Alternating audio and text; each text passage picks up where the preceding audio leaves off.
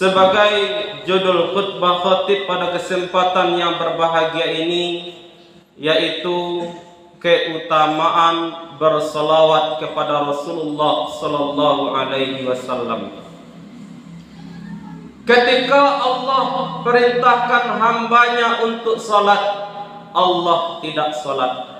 Ketika Allah perintahkan hambanya untuk berpuasa, Allah tidak berpuasa. Ketika Allah perintahkan hambanya untuk pergi haji dan umrah, Allah tidak pergi haji dan umrah. Akan tetapi kaum muslimin, ketika Allah perintahkan hambanya untuk berselawat kepada Rasulullah, Allah lebih dahulu berselawat kepada Rasulullah sebelum kita diperintahkan berselawat kepada Rasulullah sallallahu alaihi wasallam. Sebagaimana firman Allah di dalam Al-Quran, Innallaha wa malaikatahu yusalluna 'alan nabi ya ayyuhalladzina amanu sallu 'alaihi wa sallimu taslima. Sesungguhnya Allah dan para malaikatnya berselawat kepada Nabi. Wahai orang-orang yang beriman, berselawatlah kepada Rasulullah sallallahu alaihi wasallam dengan sebaik-baik salawat. Kaum muslimin sidang jemaah Jumat rahimakumullah.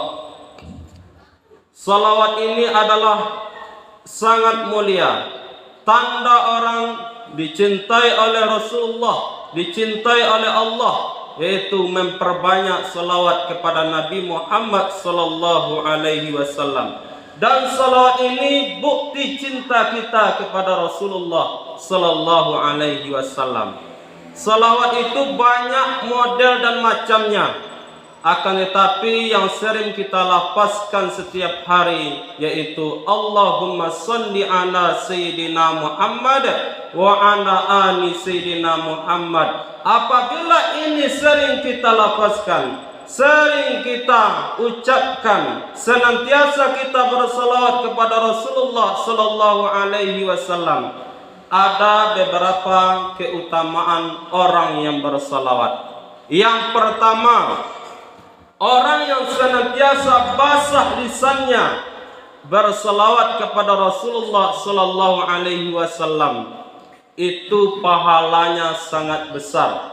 Ketika Nabi Muhammad di Isra Mi'rajkan, di tengah perjalanan Rasulullah bertemu dengan malaikat, yang mana malaikat ini kaum muslimin membuat Rasulullah heran, tercengang. Kenapa? Malaikat ini memiliki 1000 tangan. Setiap tangan memiliki 1000 jari. Kemudian Rasulullah bertanya kepada malaikat Jibril, wahai malaikat Jibril, apakah tugas malaikat ini? Maka malaikat Jibril menjawab dan menjelaskan, wahai Rasulullah, tugas ini ditugaskan oleh Allah Subhanahu wa taala untuk menghitung tetesan hujan dari langit ke bumi sejak dunia ini diciptakan sampai hari kiamat. Dia mampu untuk menghitungnya. Kemudian Rasulullah menghampiri malaikat tersebut, wahai malaikat, apakah betul engkau mampu menghitung tetesan hujan yang turun dari langit sampai ke bumi? Betul ya Rasulullah. Demi Allah yang telah menciptakan aku dan kamu, aku diberikan kelebihan oleh Allah Subhanahu wa taala, mampu menghitung berapa jumlah tetesan hujan yang turun dari langit ke bumi sejak dunia ini diciptakan sampai hari kiamat nanti. Dan aku tahu berapa jumlah tetesan hujan yang turun ke gunung, yang turun ke laut, yang turun ke bumi. Aku mampu menghitungnya wahai Rasulullah, dan tidak akan meleset hitunganku wahai Rasulullah. Akan tetapi wahai Rasulullah, ada satu yang tidak mampu aku hitung. Apakah itu wahai Rasulullah? Itulah ketika umatmu berkumpul di sebuah tempat, kemudian dia bersalawat kepadamu, aku tidak mampu menghitung berapa besar pahala yang Allah berikan kepadanya. Itu yang pertama, pahalanya sangat besar. Yang kedua, orang yang senantiasa berselawat kepada Rasulullah, ada 4 malaikat yang menjamin untuk dirinya. Suatu ketika datang 4 malaikat menghadap kepada Rasulullah. Yang pertama, malaikat Jibril alaihi salam. Ya Rasulullah, aku memberikan jaminan kepadamu, bagi siapa di antara umatmu yang berselawat kepadamu tidak kurang dari 10 kali dalam sehari semalam, nanti di akhirat ketika ia menempuh jembatan Siratul Mustaqim, aku gandeng tangannya, aku bimbing tangannya, tak obahnya seperti halilintar yang menyambar, seperti kilat kaum muslimin. Itu jaminanku dari malaikat Jibril alaihi salam. Yang kedua, datang malaikat Mikail alaihi salam memberikan jaminan kepada Rasulullah. Wahai Rasulullah, siapa saja di antara umatmu yang bersalawat kepadamu 10 kali dalam sehari semalam, nanti ketika umatmu kehausan di padang mahsyar, akan aku ambil telagamu wahai Rasulullah, dan akan aku berikan kepadanya sehingga dia tidak haus lagi. Yang ketiga, datang malaikat Israfil alaihi salam.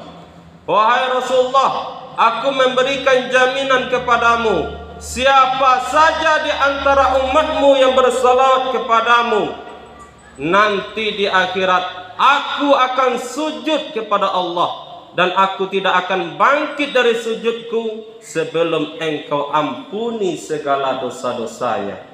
Yang keempat, datang malaikat Israel alaihi salam memberikan jaminan kepada Rasulullah. Wahai Rasulullah, siapa saja di antara umatmu yang bersalawat kepadamu tidak kurang dari 10 kali dalam sehari semalam, nanti ketika dia sakaratul maut, akan aku cabut nyawanya dengan lemah lembut, tak obahnya mencabut nyawa para nabi dan rasul. Itu jaminanku dari malaikat Israel alaihi salam.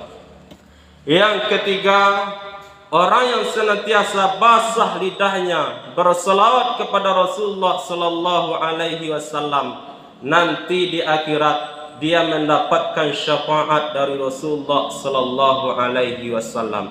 Syafaat itu artinya kaum muslimin, pertolongan. Tidak ada manusia yang berhak memberikan pertolongan kecuali Nabi Muhammad sallallahu alaihi wasallam. Mudah-mudahan kita termasuk orang-orang yang diberi syafaat oleh Rasulullah sallallahu alaihi wasallam.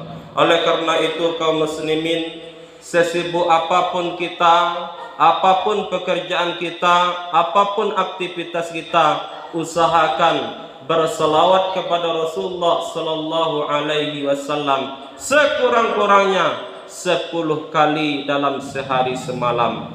Mudah-mudahan khutbah yang singkat ini bermanfaat bagi kita semua. Fa'tabiru ya ulil absar la'allakum turhamun.